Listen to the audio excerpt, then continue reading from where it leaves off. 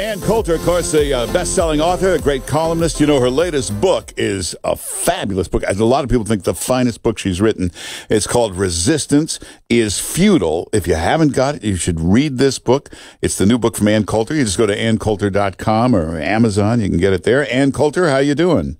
Fantastic. How are you, Mark Simone? Very good. When we last spoke to you, you were quite mad at the president. Yes, he didn't deserve resistance is futile, which is the best defense of Trump out there. Luckily, I didn't have to say anything about him, but it is the only book you need for the next 2 years, since it's all they're going to be talking about for the next 2 years. Every alleged lie, racist remark, scandal. You don't need to get into the weeds. You just need resistance is futile. And yes, the president and I have had a little tiff. But now, 2 weeks later? Now, well, the good news is, you know how other people, well, for one thing, he actually did shut down the government, though don't worry, he'll fold in the end. And you know how other people, perhaps not you, because you are such a beautiful tweeter, Mark Simone, but people will say they'll hesitate before tweeting something for fear of being suspended or banned from Twitter. I never really did that. Maybe there are a few things I haven't sent that I would have, but mostly I've hesitated because I didn't want the president to unfollow me. So if I had anything really mean about Jared, I'd send it to somebody else to tweet for me. Guess what I don't have to worry about anymore? Yeah, he unfollowed you? Why, yes, he did. He's sending you a little signal there. Yeah, I don't mind him quitting as a follower. I mind him quitting as a leader. That's, I think, of a little more importance to the country.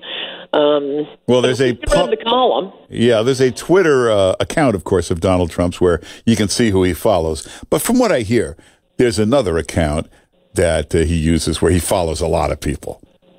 So, I doubt it. No, there is. He seems to be a big reader. You'll see. He'll read you. So, but you and Rush have been getting a lot of credit in the news for pushing him towards the wall. Yeah, it's interesting. Well, it's interesting to me. Maybe it won't be interesting to other people. But if you were, I subscribe to the Ronald Reagan slogan, there's no end to what can be accomplished if you don't care who gets the credit. Yet and still, the one person who deserves the most credit of all for going ballistic when Trump caved on wall funding right before Christmas, which I think we got him to take back, is Matt Drudge. He was the one who put it up as the siren. It just shows you how the media is so terrified of Drudge that they will not mention him. Absolutely will not mention him. And to the extent they can, they're describing the people who they're not wild about mentioning me or Rush Limbaugh. They want to be able to say, Fox News host, Fox News host. When Fox was like 3 days behind the game. Yeah, well, one reason they're afraid of Drudge, he runs a news site that competes with them, and they don't want people going to Drudge anymore, but he gets huge numbers, so... Yeah, he rivals the New York Times, this one guy.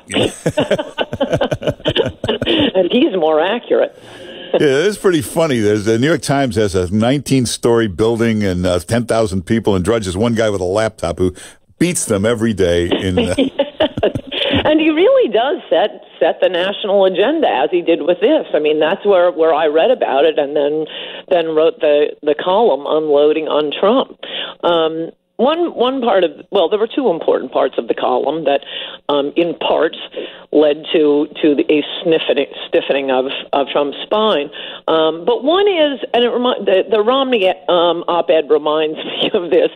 But you probably had this too. Throughout the campaign and throughout the Trump presidency, especially in New York, people are constantly, sitting me down and telling me about Trump's character flaws. And I'd always have to say, no. We're going into this fully clear-eyed. We have an assessment of the man. The more you tell me he's a vulgarian, the more I'm sitting back rolling my eyes. What somebody should have told us, but what could we do? He was the only one talking about immigration, building a wall, ending these job-killing trade deals. I still would have done everything exactly the same way. But the effective attack is he's a lying con man. He's not going to do any of this great stuff he's talking about. But no, that's not what they wanted to talk about. They wanted to tell me about the gold fixtures and him altering the Time magazine covers, which is so lowbrow and embarrassing, Mark Simone. Putting himself on the cover of fake Time magazine covers so he can frame them and put them up in his golf courses. Anyway, we knew that. We voted for him for the issues. And the second point is that I think he read, otherwise he wouldn't he wouldn't have unfollowed me. But this is important advice. He won't follow it. No, he'll check in with Jared because Jared has so much experience in politics and he's so down with the MAGA agenda. This Russia stuff is utter nonsense, and again, you don't really need to know any of the details. I have a broad, sweeping attack on it, which is all you need to know in Resistance Futile.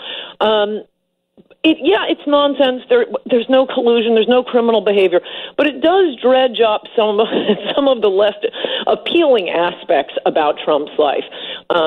Stormy Daniels and Michael Cohen and Paul Manafort. Even if you love Trump, these aren't the most attractive things about him. His business associates and I don't know what you'd call what kind of associates. No, I kind of like the Stormy Daniels part of him. I don't even think he ever had sex with her, but we'll get back to that. Every campaign has a Paul Manafort. A Democrat, Republican, they all got these Manaforts. No, and nobody has ever had a Michael Cohen baby cakes. Don't even try with that one. Every billionaire I know has one of those guys down the hall. Oh, they do not. Yeah, they do. Oh, they do not. You are verging into 3D chess territory. I'm telling you, I know a lot of billionaires who, when they got a little problem, they don't go to the big law firm. They got a little guy down the hall to clean it up. Yeah, usually the little guy down the hall. I don't want to insult Michael Cohen. He's been beaten up quite enough. Anyway, we'll move on. The listeners are totally with me on that, so we're moving on from whether every smart person has some moron yelling at college students. Did you hear Michael Cohen yelling at the Harvard Lampoon guys for pulling some prank on Trump? Yeah. They're undergraduates. I demand you fax your Harvard ID to me right away. These poor little Harvard Lampoon kids. It was just a prank.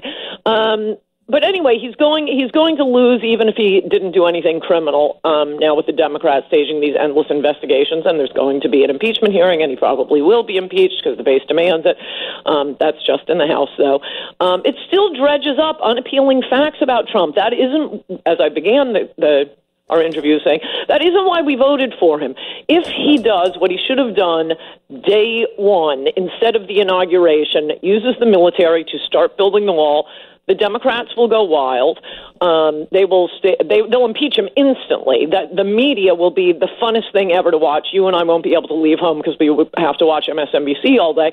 And Trump will win because the people are with him with that. Of course we need a wall. Of course we need E-Verify. Of course he should be ending anger babies.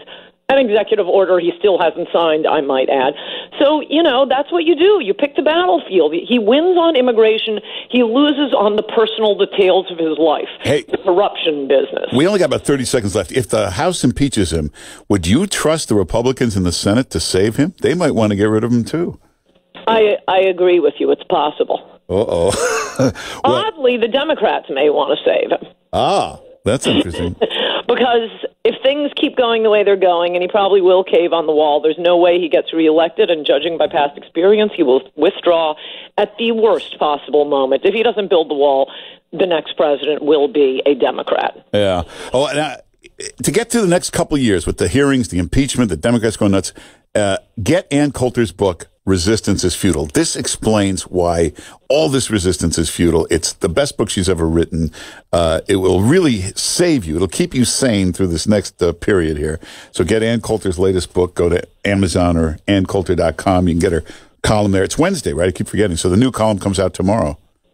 And for the really eager Ann Coulter readers, tonight. All right, so go to AnnCoulter.com. Get the book, Resistance is Futile. Follow Ann Coulter on Twitter. Ann Coulter, thanks for being with us. Good to talk to you, Mark Simone. Happy New Year. Take care. Happy New Year.